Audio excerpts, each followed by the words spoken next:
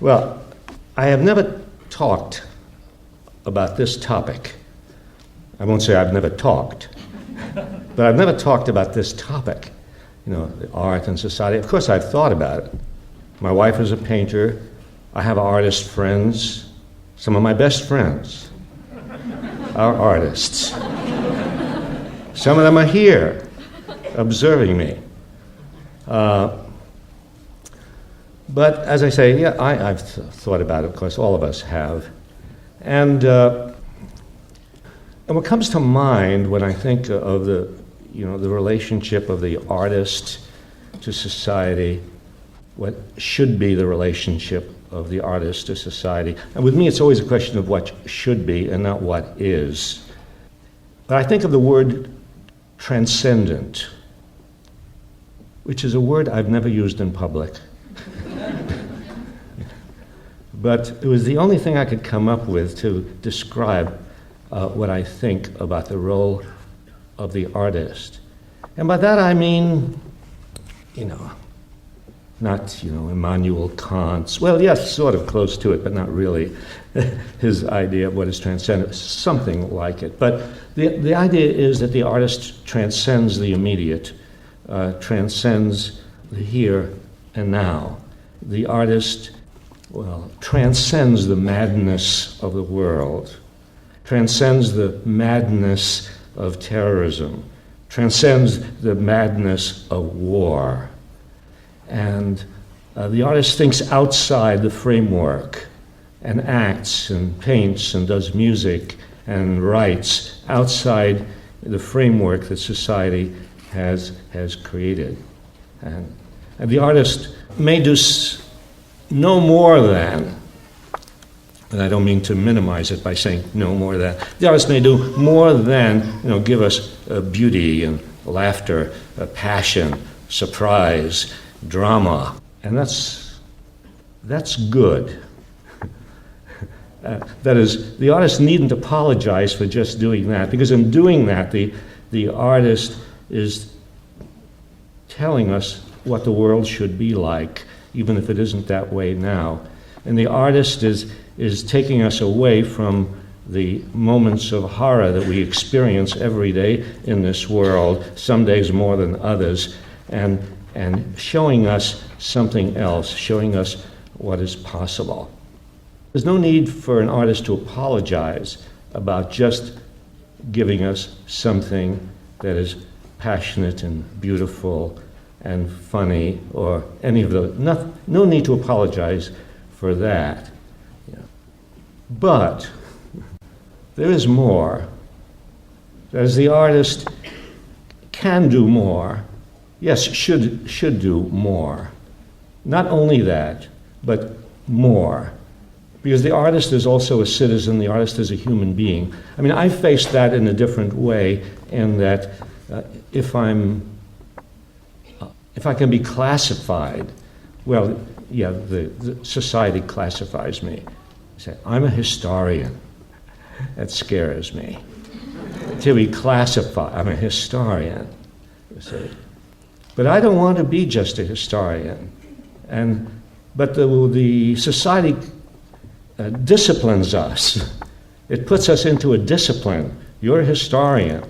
You're a businessman. You're an engineer. You're a this. You're a that. And the first thing somebody asks you at a cocktail party is, what do you do? Which means, what is your profession? What is your, how are you categorized?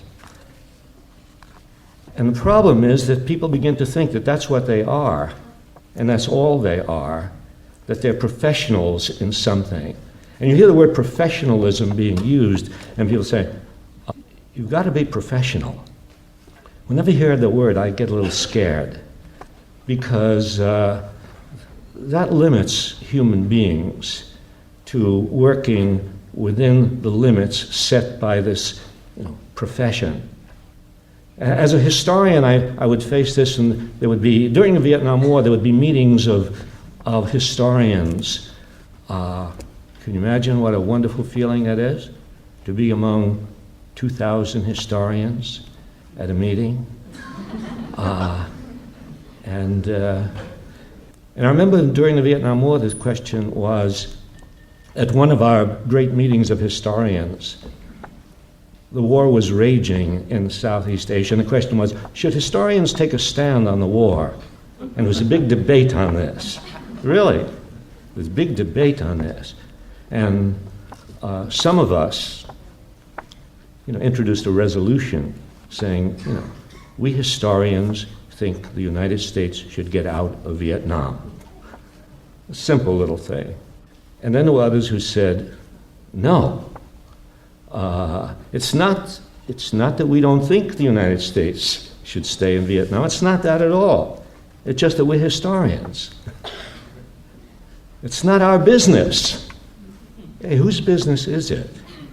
So the historian says it's not my business, and the businessman says it's not my business, and the lawyer says it's not my business, and the artist says it's not my business, and whose business is it? You mean we're going to leave the business of the most important issues in the world to the people who run the country? I mean, how stupid can you be? I mean, haven't we had enough experience historically with leaving the important decisions to the people in the White House, or the people in Congress, or the people in the Supreme Court, or the people who dominate the economy? We've had lots of experience leaving the important decisions to them because the citizen doesn't know he's a citizen. He thinks he's only a doctor or a lawyer or a historian or an artist or whatever. But back in the 18th century, Rousseau said, I see all sorts of people who are doing this and doing that and doing this and doing that, but where are the citizens among us?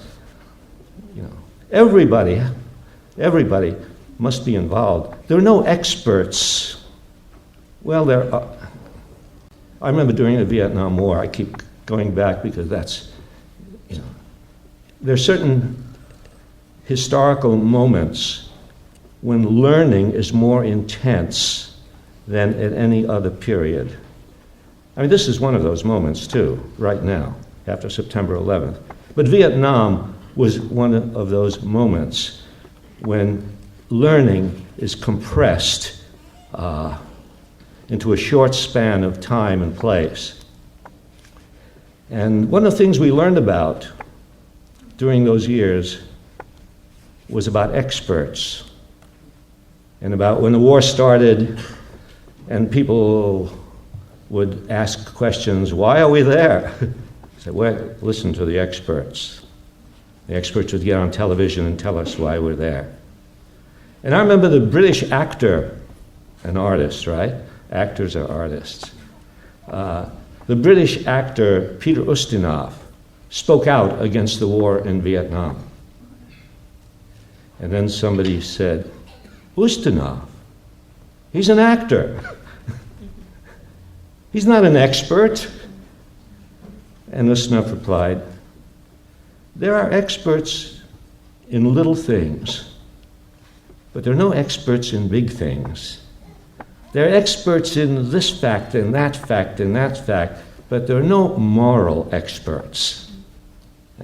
It's important to remember that all of us, whatever we do, have the right to make moral decisions about the world, and undeterred by the cries that will come up, oh, you don't know, you're not an expert. These people up there, they know. Well, it takes only a little bit of history to realize how dangerous it is to think that the people who run the country know what they're doing.